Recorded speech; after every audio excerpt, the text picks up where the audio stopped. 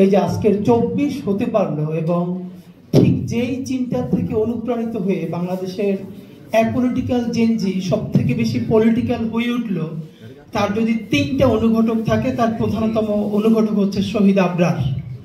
এবং সুতরাং এই 24 পরবর্তী নতুন বাংলাদেশে আমরা যদি জাতিগতভাবে কয়েকটা ফিগারকে সেলিব্রেট করি আধিপত্যবাদের বিরুদ্ধে, আগ্রাসনের বিরুদ্ধে, আমাদেরকে বারবার শহীদ আবরারের কাছে যেতে হবে।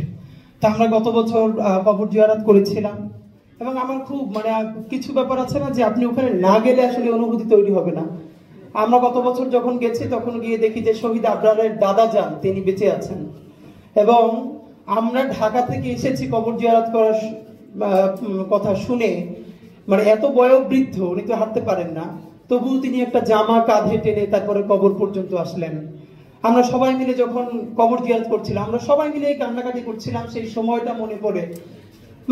এই চিন্তাটা করে আমরা এত বারবার অসুস্থ হয়েছি যে বুয়েট থেকে শাহবাগ থানা কয় মিনিট, রাজধানীর প্রাণ কেন্দ্রে।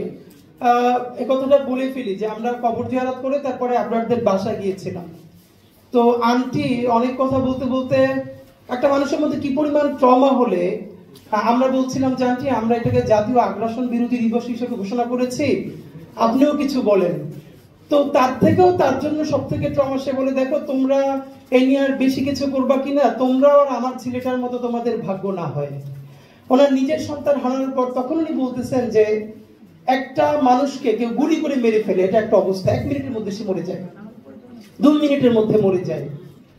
সারা রাত ধরে পিটিয়ে পিটিয়ে খুঁচিয়ে খুঁচিয়ে, এবং সেটা কোথায়, কোনো অজপাড়া গ্রামে না, পুরো রাজধানীর বুকের মধ্যে, যেখানে আইন শৃঙ্খলা বাহিনী পৌঁছতে 1 মিনিট লাগে, সারা রাত ধরে তাকে পিটিয়ে হত্যা করা গেল। এটা যখন কোনো মা, কোনো বাবা, তার পরিবার মনে করে, তাদের জীবন তো স্বাভাবিক হওয়া কোনোভাবেই সম্ভব না। তা আমি নিজেকে অসম্ভব সম্মানিত এই অর্থে বোধ করেছি যে শহীদ আবরার ফায়াদের পরের দিন যখন ঢাকা বিশ্ববিদ্যালয়ে যেদিন গায়েবানা জানাজা হলো, তখন ঢাকা বিশ্ববিদ্যালয়ের ছুটি চলছিল একটা। তো গায়েবানা জানাজার পরে আমাদের সকল ভাইয়ের, আমার মনে আছে যে সেই গায়েবানা জানাজা তো আমাদের আক্তার পড়িয়েছিল, আক্তার আজকে আসবার কথা, নূর ভাই ওনারা ছিলেন।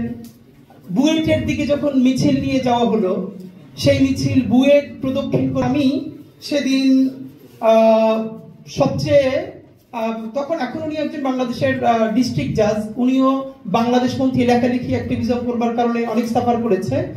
সেই মিছিল থেকে ফিরে গিয়ে ওনাকে আমি লিখেছিলাম যে সম্ভবত বাংলাদেশ আজকে একটা নতুন ফেজের মধ্যে ঢুকেছে, কারণ ঢাকা বিশ্ববিদ্যালয়ের ক্যাম্পাসে শহীদ আবরারের যে গায়েবানা জানাজার পরেই এই প্রথম এত বড় করে স্লোগান উঠেছিল, দিল্লি না ঢাকা, ঢাকা ঢাকা।